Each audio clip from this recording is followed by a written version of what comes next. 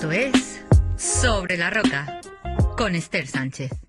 Un espacio cada 15 días donde compartimos la palabra del Señor, aquellos devocionales, pensamientos, predicaciones, libros y todo aquello que nos anima, inspira y motiva a andar y vivir cada día más y más firmes sobre la roca.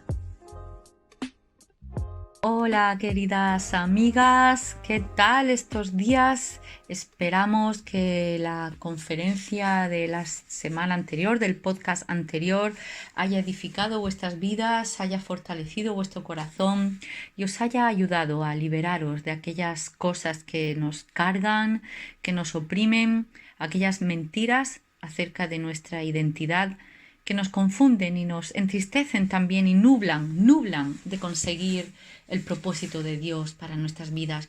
En esta ocasión tenemos con nosotras la segunda conferencia de Carmen Arenas, el poder de una fe auténtica en nuestras decisiones. En esta ocasión dejamos una imagen fija para que nada más lo podáis escuchar. En los próximos podcasts de nuestros devocionales seguiremos compartiendo los versículos, frases y las imágenes más relacionadas con el tema. Pero para esta ponencia dejamos una imagen fija para que os concentréis en el mensaje, para que lo disfrutéis y que edifique vuestras vidas y os ayude a que vuestra fe auténtica se manifieste a través de las decisiones. Que el Señor os bendiga. Pero en segundo lugar dijimos que la fe auténtica afecta nuestras decisiones y también afecta nuestras motivaciones.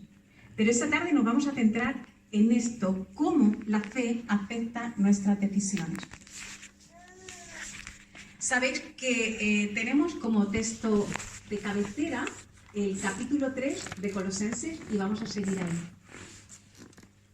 Una vez le preguntaron a Chesterton, el prestigioso crítico, novelista y poeta inglés: en su opinión, señor Chesterton, ¿cuál es el problema del mundo?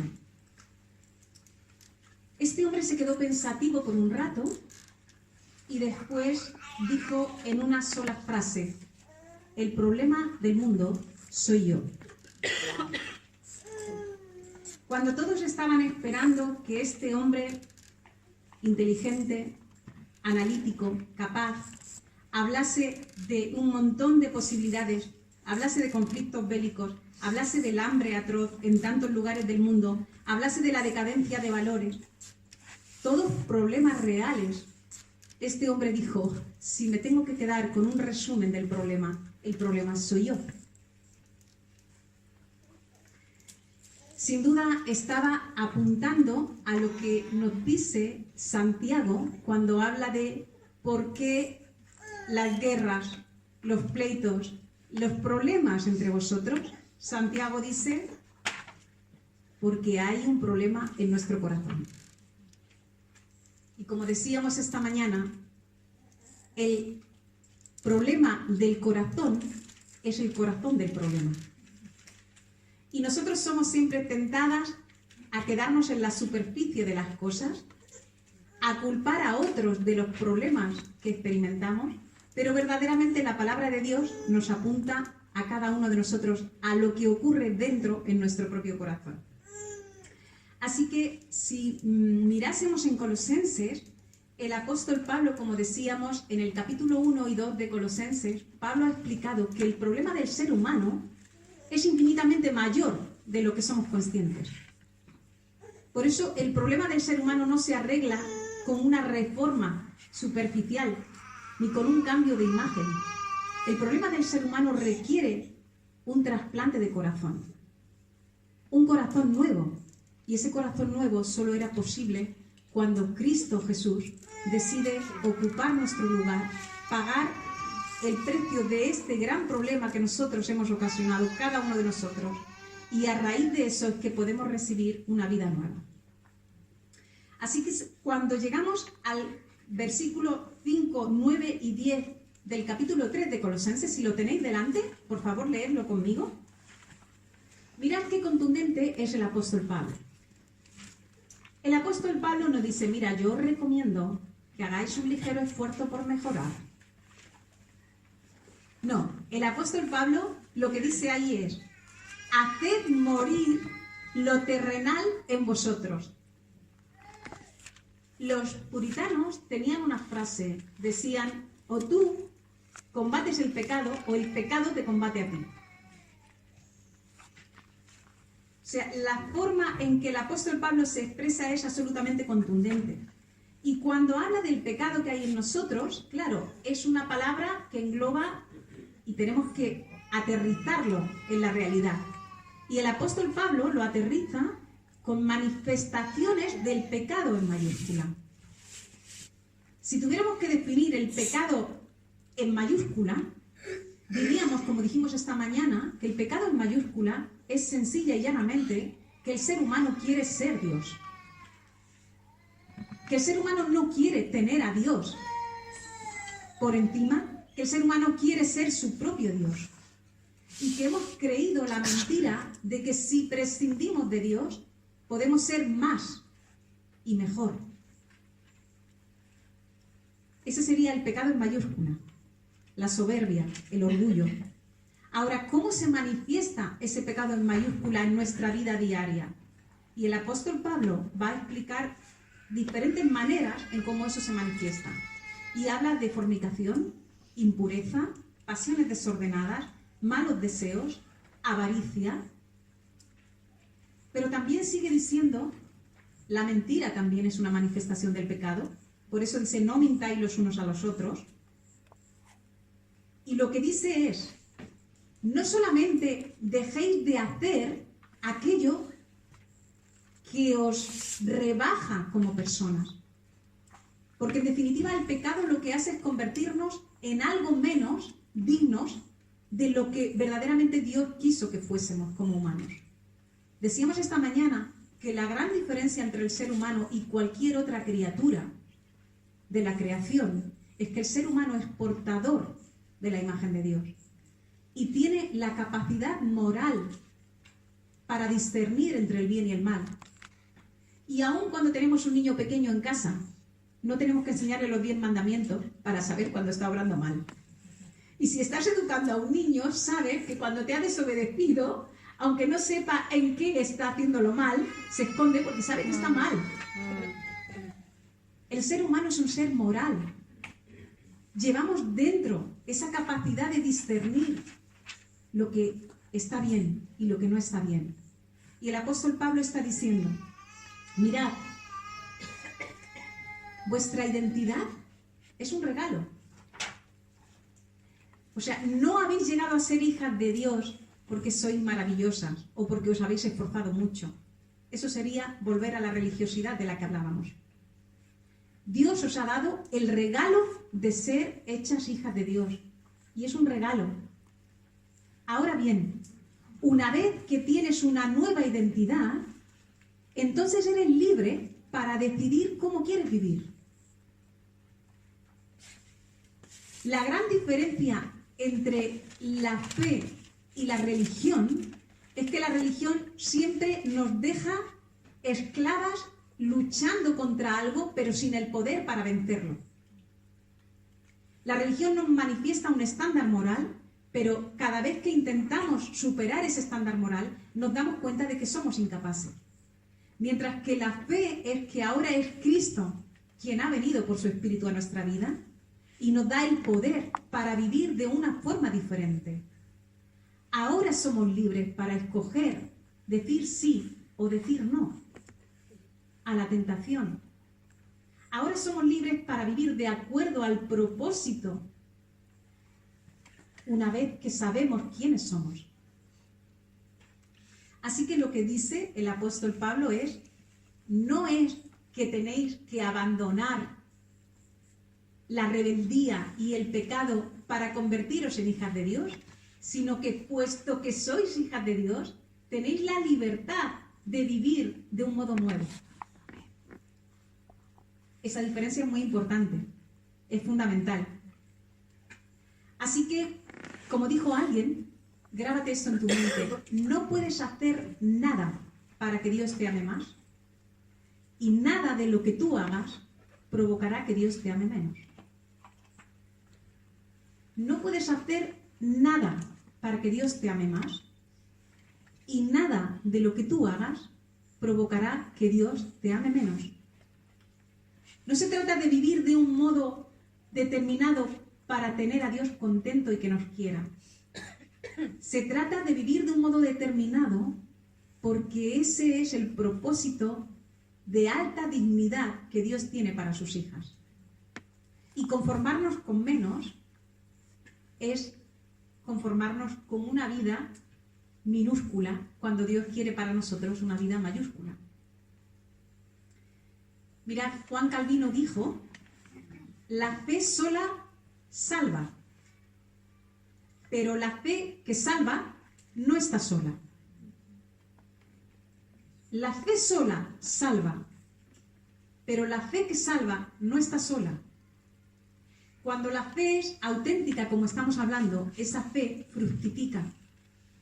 Esa fe produce una transformación, no solo en cómo nosotras nos percibimos a nosotras mismas, no solo en el sentido de valía y de dignidad que entendemos porque nuestros ojos se abren en ese sentido, sino también transforma aquello que deseamos y por tanto aquello que decidimos. Jesús enseñó de muchas maneras, pero Jesús no solamente enseñó de palabra. Jesús enseñó con su boca y con su vida. Y la fe de Jesús era armónica en el sentido de que su palabra y su conducta eran coherentes, iban de la mano.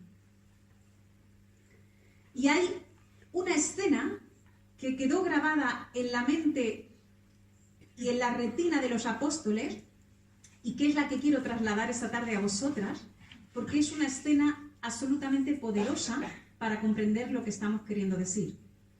Se encuentra en el Evangelio de Juan, en el capítulo 13. Si me queréis acompañar y tenerlo delante en vuestras Biblias, lo vamos a mirar juntas. El Evangelio de Juan, capítulo 13, versículo 1 al 17. Como estamos hablando de la fe que transforma nuestras decisiones, vamos a estar viendo la decisión que Jesús tomó. Juan capítulo 13. Dice así la palabra de Dios. Antes de la fiesta de la Pascua, sabiendo Jesús que su hora había llegado para que pasase de este mundo al Padre, como había amado a los suyos que estaban en el mundo, los amó hasta el fin. Y cuando cenaban, como el diablo ya había puesto en el corazón de Judas Iscariote, hijo de Simón, que le entregase, sabiendo Jesús que el Padre le había dado todas las cosas en sus manos y que había salido de Dios y a Dios iba, se levantó de la cena, se quitó su manto y tomando una toalla se la ciñó. Luego puso agua en un lebrillo y comenzó a lavar los pies de los discípulos y a enjugarlos con la toalla con que estaba ceñido. Entonces vino Simón Pedro. Y Pedro le dijo: Señor, ¿tú me lavas los pies? Respondió Jesús y le dijo: lo que yo hago ahora tú no lo comprendes, mas lo entenderás después. Pedro le dijo: no me lavarás los pies jamás. Y Jesús le respondió: si no te lavare los pies, no tendrás parte conmigo. Le dijo Simón Pedro: Señor, no solo los pies, sino también las manos y la cabeza. Jesús le dijo: el que está lavado no necesita sino lavarse los pies, pues está todo limpio, y vosotros estáis limpios, aunque no todos. Porque sabía quién le iba a entregar. Por eso dijo: no estáis limpios todos. Así que después que les hubo lavado los pies, tomó su manto, volvió a la mesa y les dijo: ¿sabéis lo que os he hecho? Vosotros me llamáis Maestro y Señor, y decid bien, porque lo soy. Pues si yo, el Señor y el Maestro, he lavado vuestros pies, vosotros también debéis lavaros los pies los unos a los otros. Porque ejemplo os he dado, para que como yo os he hecho, vosotros también hagáis. De cierto os digo, el siervo no es mayor que su Señor, ni el enviado es mayor que el que le envió. Si sabéis estas cosas, bienaventurados seréis si las hicierais.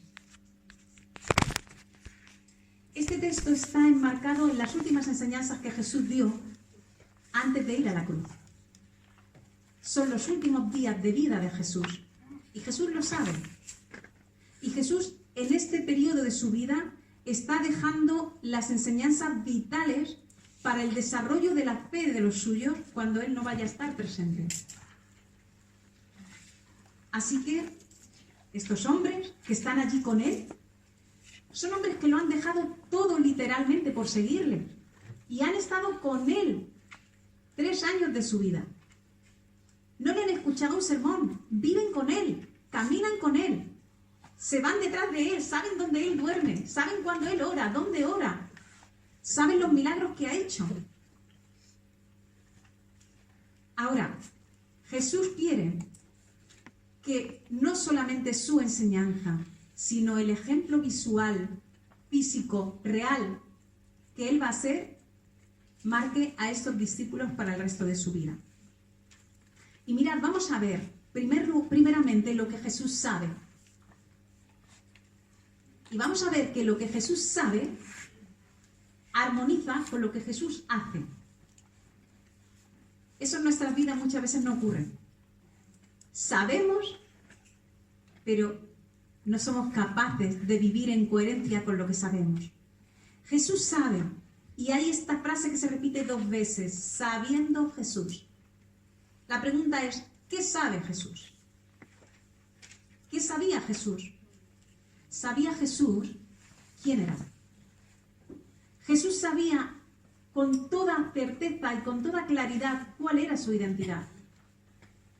Jesús no tenía una crisis de identidad, como dice José Saramago en su libro acerca de Jesús. En absoluto. Jesús sabía por qué había venido, de dónde había venido del Padre y a dónde iba con el Padre. Así que Jesús sabe que Él es el Mesías. Jesús sabe que Él estaba en el seno del Padre, que estaba con Dios Padre, en una comunión perfecta, y sabe que ha venido con una misión muy concreta, y que la hora clave de cumplir esa misión está a punto de llegar. Así que Jesús sabe, y por tanto Jesús hace.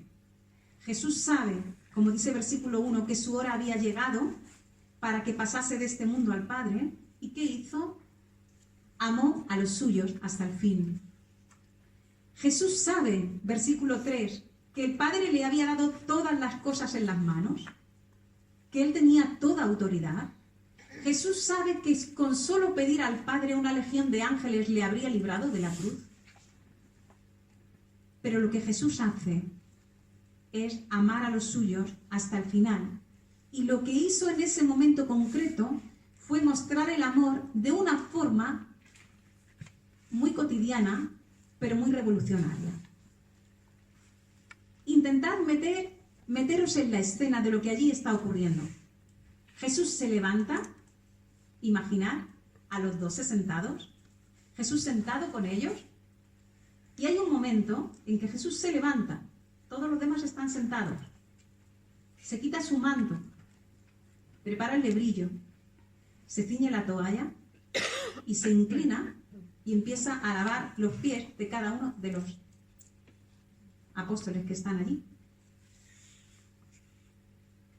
Sin lugar a dudas, aquello debió ser tan impactante que nadie se atrevía a abrir la boca. Creo que Juan relata de una manera tan vívida, de hecho, podríamos imaginar y podríamos hacer un sketch o una escena de teatro solamente con todos los detalles que Juan nos da.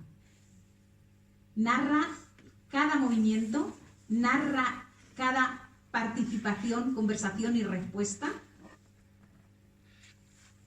Y mirad una cosa, si alguien esa noche hubiese entrado allí al aposento alto y se hubiese encontrado con Jesús lavando los pies, jamás hubiese llegado a la conclusión de que Jesús era el Mesías.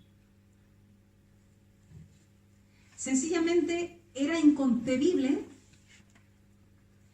que el Dios soberano de la tierra se inclinase a lavar los pies de esos hombres.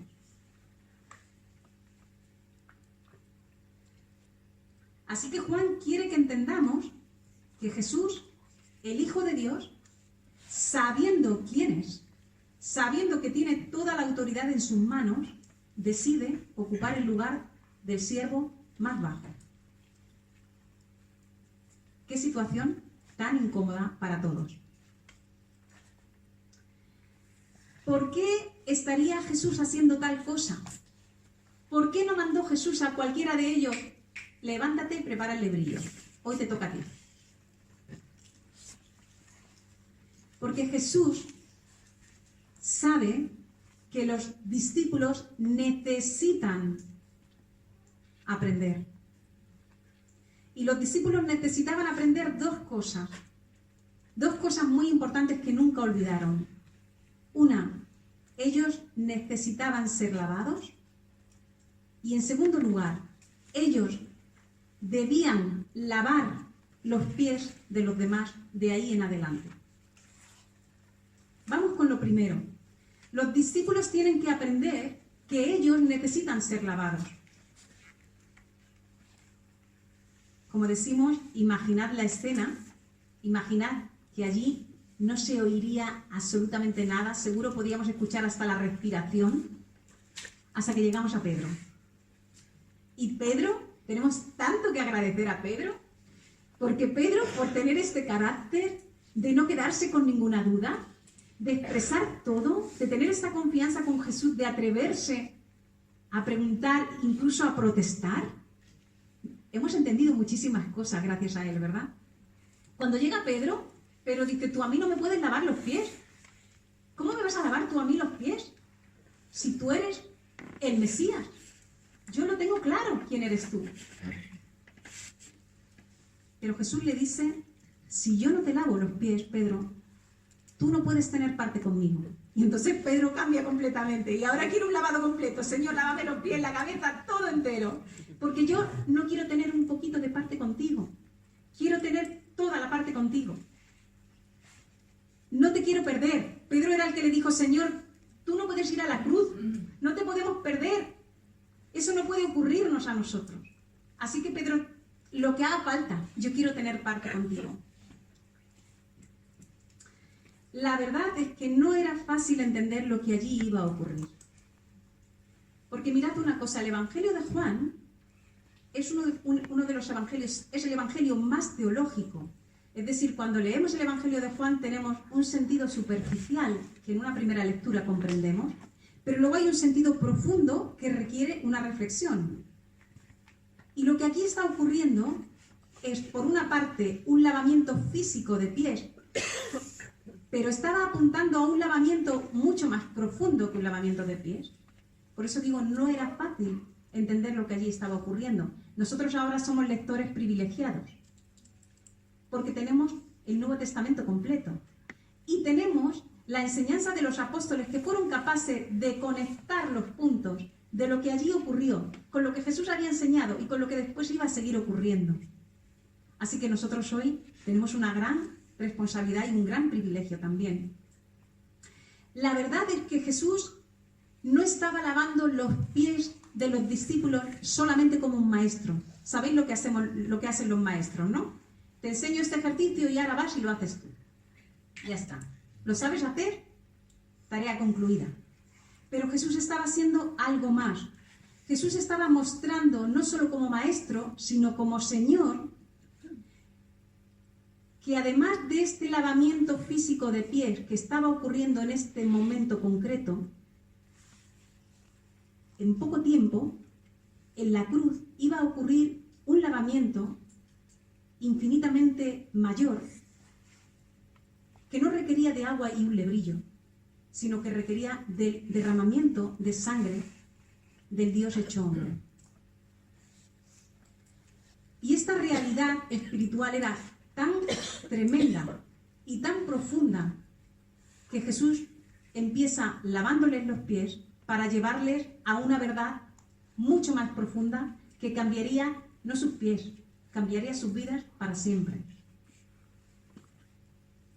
Así que nos damos cuenta, Pedro se está escandalizando de que Jesús ocupe el lugar de siervo.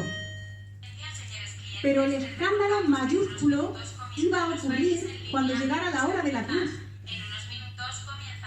El verdadero cruce de cables para los discípulos y los apóstoles iba a llegar cuando viesen a Jesús aguantar en la cruz, derramar su sangre, pagar injustamente y acabar muriendo.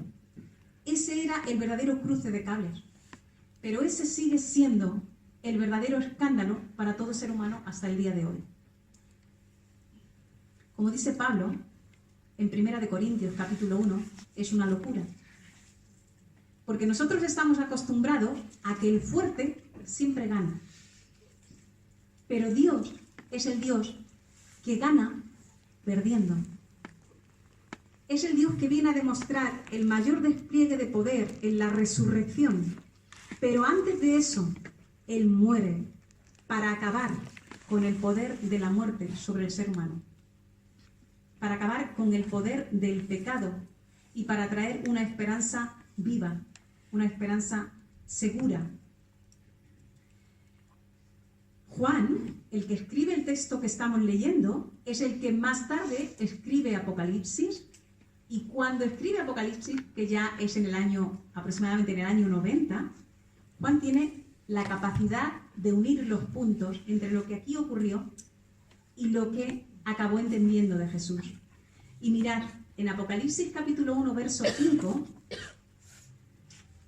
el apóstol Juan escribe acerca de Jesucristo y dice: el primogénito de los muertos, el soberano de los reyes de la tierra, nos amó y nos lavó nuestros pecados con su sangre.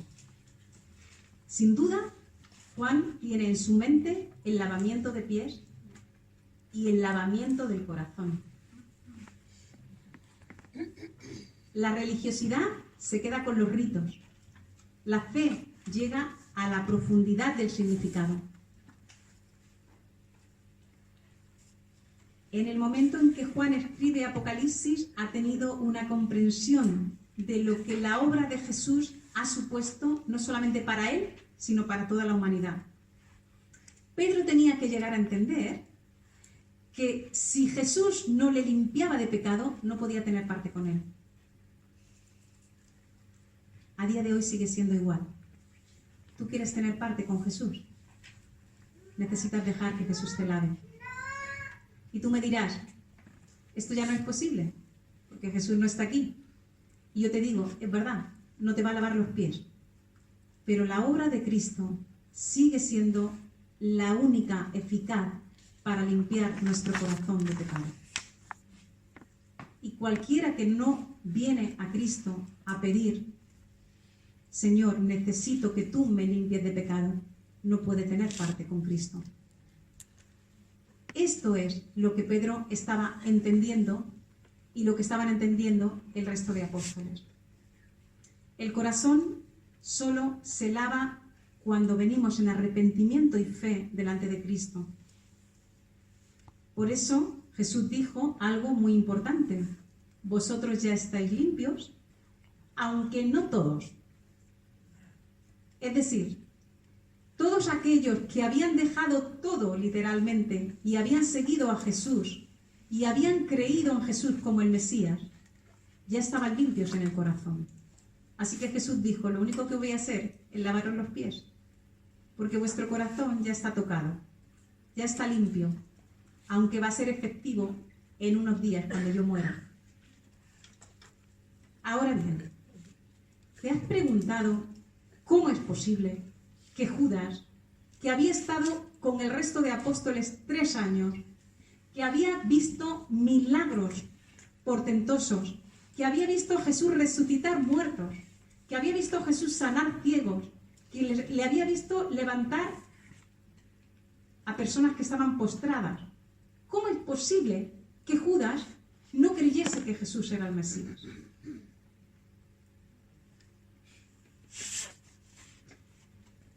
Las evidencias son importantes, pero no son suficientes. Podemos tener todas las evidencias y podemos cerrar nuestro corazón, nuestro orgullo nos puede cegar para querer seguir salvándonos a nosotros mismos y no dejar que sea Cristo quien nos limpie de pecado. El ser humano, en el corazón del problema, siempre quiere ganar, siempre quiere conseguir, siempre quiere hacer por sus propios medios, no quiere recibir regalos de Dios.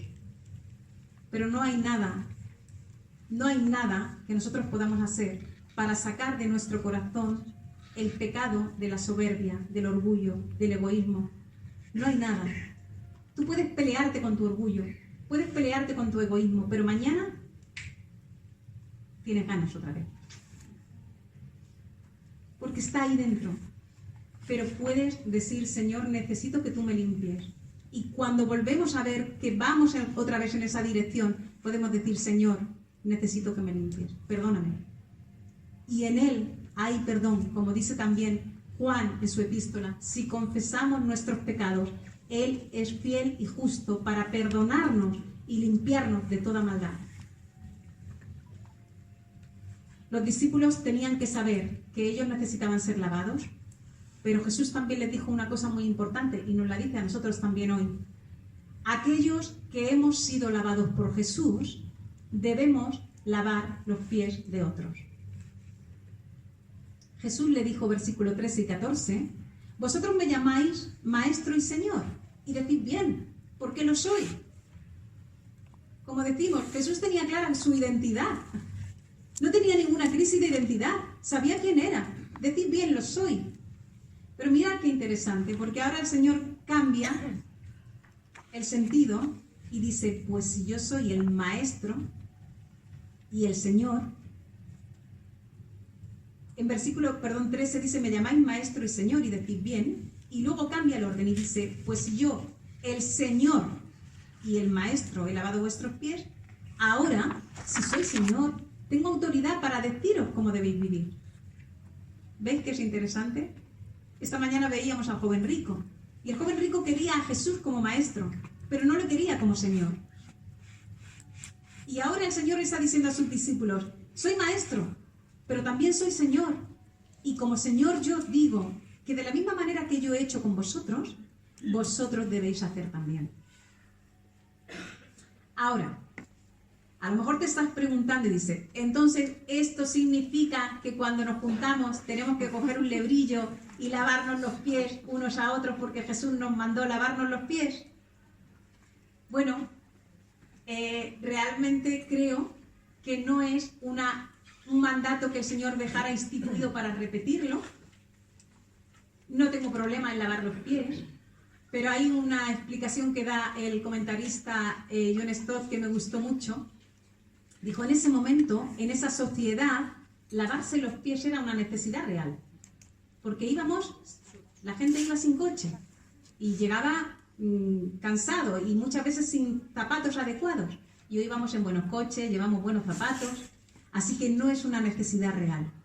La pregunta es, ¿entendemos que si Jesús, que era el Señor, se hizo siervo, todas nosotras somos llamadas a servir a los demás?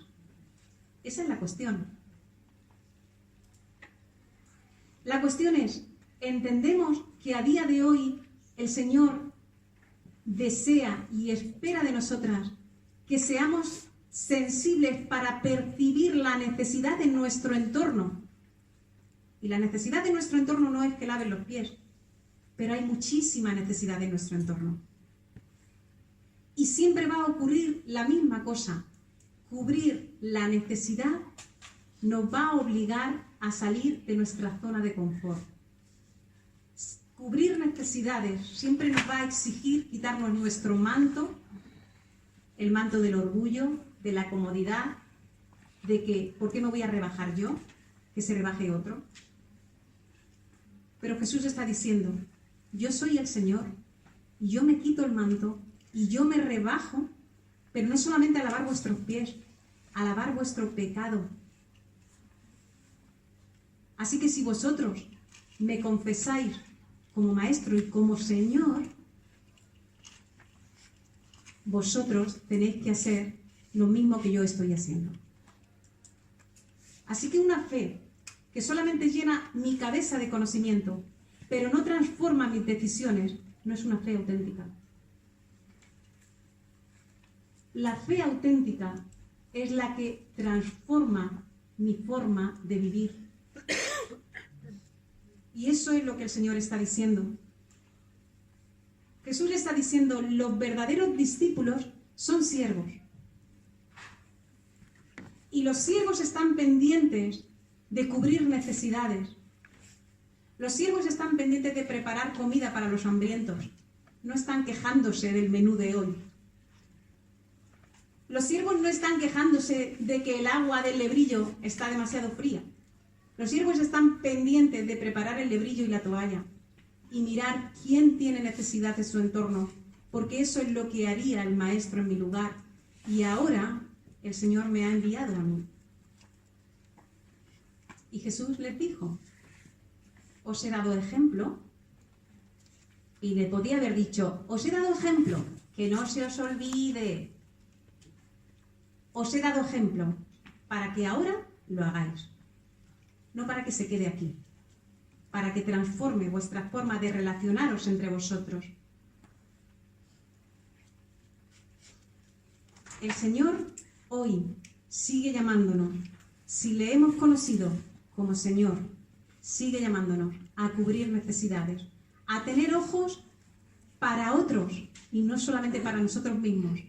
Y creo que este es uno de los mayores desafíos en el siglo que vivimos. Estamos ensimismados.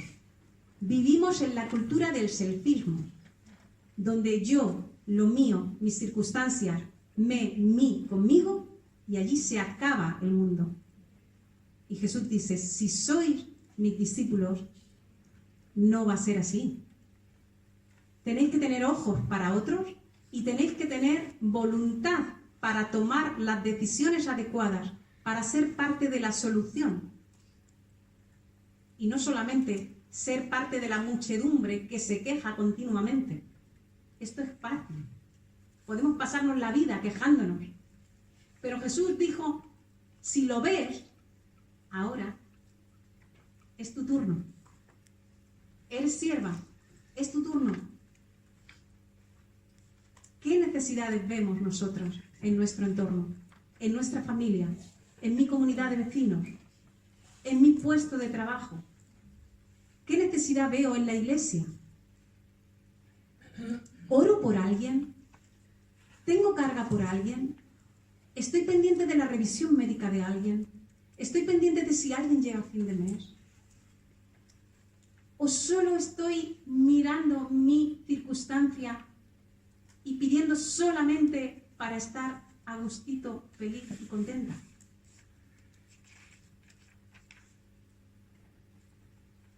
¿Sabéis cómo habían llegado los discípulos al aposento alto?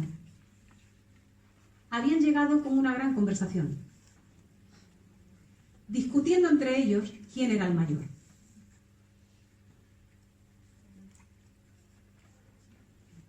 ¿Te suena?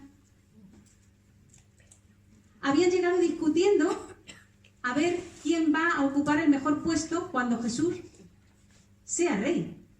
Porque, a ver, como dijo Pedro y hablábamos esta mañana, Señor, lo hemos dejado todo por seguirte. Tú lo tendrás presente, no se te olvidará. Alguna recompensa tendremos. Y no es verdad que en nuestra vida de fe a veces tenemos ese diálogo interno. Señor, ¿cómo me tratas así? ¿Cómo me das este pago, Señor? Si yo te he seguido, si yo soy tu hija, merezco otra cosa. A lo mejor no lo verbalizamos, pero cuidado, porque muchas veces se enquista ahí dentro en el corazón. Y en lugar de vivir agradecidas por el lavamiento mayúsculo que el Señor ha hecho y por la salvación que nos ha dado, estamos pendientes de que queremos una vida mejor, más cómoda, más tranquila, más placentera. Queremos ser servidos en lugar de servir. queremos que nos traten con honor, queremos que nos den los primeros puestos, queremos que alguien prepare la mesa para nosotros. Y el Señor está diciendo, el siervo es el que está pendiente de todo eso y es capaz de ponerse en funcionamiento.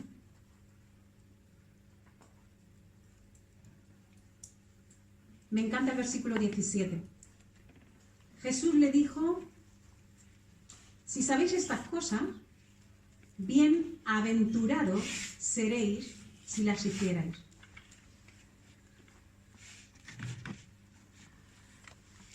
¿Cuántas veces no perdemos la dicha porque solo sabemos, pero no hacemos? El Señor dice, está muy bien, ya me has visto, ya lo has oído, ya lo sabes, pero créeme, con eso tu vida no va a cambiar. Tu vida va a cambiar cuando creas y hagas, porque esa es la prueba final de que crees. La fe sola salva, pero la fe que salva no está sola. La fe que salva obra en consecuencia, la fe que salva actúa de acuerdo a lo que el Señor nos dice. ¿Sabemos quiénes somos? Esta mañana hemos hablado de nuestra identidad. Jesús sí sabía quién era.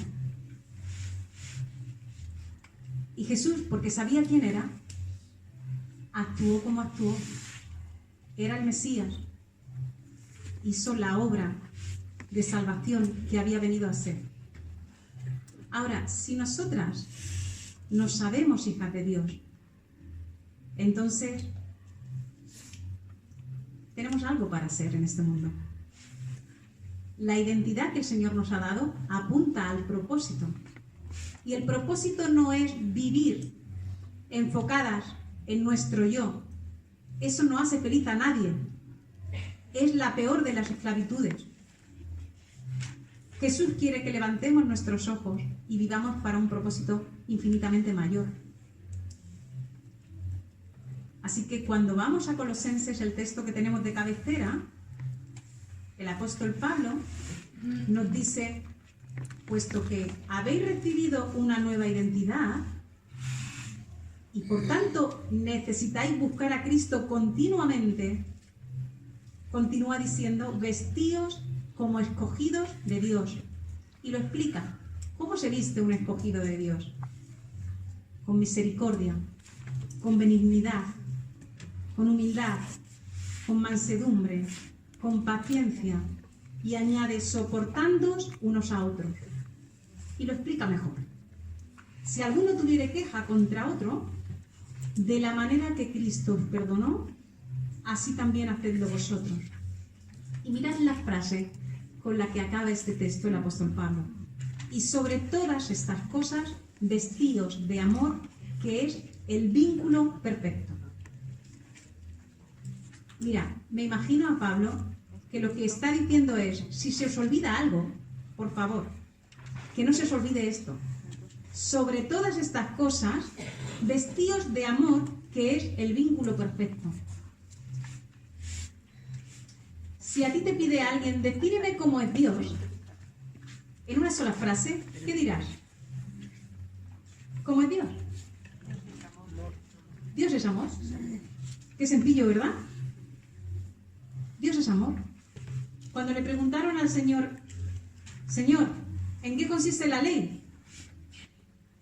La resumió de una forma muy fácil. Amor. Amarás a Dios y amarás al prójimo. Pablo está insistiendo en lo mismo. El carácter de un cristiano, si solamente tienes que quedarte con una palabra que defina el carácter de un cristiano, es alguien que ama. Y no hablo de un amor romántico, hablo del amor que pone en práctica y busca el bien de las otras personas. Mira esta frase. La verdad es que la ley no sé de quién es, pero me gustó mucho. El amor ágape no busca sentirse bien, sino hacer el bien. ¿Cuánto necesitamos de este amor, no? Que esté dispuesto a hacer el bien, aunque no se sienta bien. Déjame acabar con una anécdota que no es mía, se la escuché a Tim Keller, y es una anécdota que creo que ejemplifica muy bien lo que estamos hablando, de cómo un discípulo de Cristo puede marcar la diferencia en cualquier contexto, en este caso en el contexto laboral, porque entiende lo que significa amar a alguien y no solo a sí mismo. Dice que un día Tim Keller, en su iglesia que pastoreaba, saludó a una chica que era la primera vez que la veía en la iglesia. Esta chica no tenía familiares cristianos y empezó a asistir para comprender un poco más del cristianismo. Entonces él le preguntó un día, ¿qué te trajo por aquí? Y ella respondió, mira, hace tiempo, en la iglesia de Keller está en Nueva York, hace tiempo conseguí un empleo de 5 estrellas. El empleo con el que había soñado toda mi vida. Había llegado al lugar más alto en mi carrera. Pero un día en mi trabajo cometí un error. Un error muy grave. Un error que costaba mucho dinero a la empresa para la que trabajaba. Y estaba segura de que me iban a despedir. Iba a perder mi empleo. Pero para sorpresa mía, mi jefe fue a su jefe y le dijo, no la culpes a ella, cúlpame a mí. En realidad yo no la he entrenado adecuadamente. Tenía que haberle dado más ayuda para que ella hubiese sido eficaz y hubiese tomado la decisión correcta. Este hombre, su jefe, era muy popular en la empresa, era un hombre con mucho respeto y que tenía una gran influencia en la compañía. Cuando este hombre aceptó la culpabilidad de su subalterna, este hombre estaba arriesgando su puesto de trabajo, pero sobre todo estaba acabando con el prestigio que había tenido hasta ese momento. Esta chica no podía creer lo que le estaba pasando. Así que fue a hablar con su jefe y le dijo, mira, nunca me ha ocurrido esto.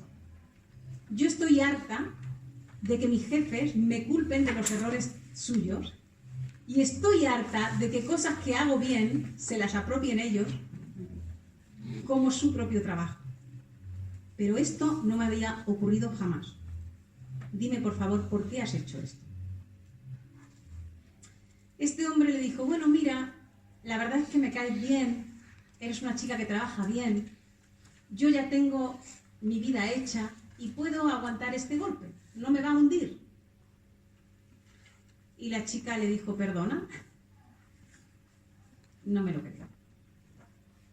Tiene que haber alguna razón más profunda. Y entonces él le dijo, la verdad es que sí, te lo voy a explicar solo una vez. Yo soy cristiano, tengo una relación con Dios y en Dios he encontrado perdón, un perdón que yo no merecía. Si he encontrado perdón es porque fue Dios mismo quien se hizo cargo de mi problema. Y ahora intento ser de ayuda para otras personas que se ven en apuro. Y en este caso quise ayudarte a ti. Entonces ella lo miró y le dijo, ¿a qué iglesia vas? La gente está cansada de palabras. Nosotras estamos cansadas de palabras. Nosotras necesitamos a Jesús, que enseña y vive como enseña. Pero este mundo necesita ver personas de carne y hueso, imperfectas, como todas nosotras, pero con una fe genuina. Que cuando caemos y lo hacemos mal, no tengamos problema en pedir perdón a la persona a la que ofendemos y a Dios. Pero que en nuestra vida, en nuestra forma de vivir, nuestros ojos estén un poquito más altos, pendientes de las necesidades, porque el Señor nos ha dejado aquí con ese propósito. ¿Recordáis que esta mañana estábamos hablando de Leví? Leví vivía para él mismo, para tener una vida cómoda, recaudando impuestos. Cuando el Señor Jesús le llama, A día de hoy conocemos a Leví con el nombre de Mateo, y Mateo significa don de Dios.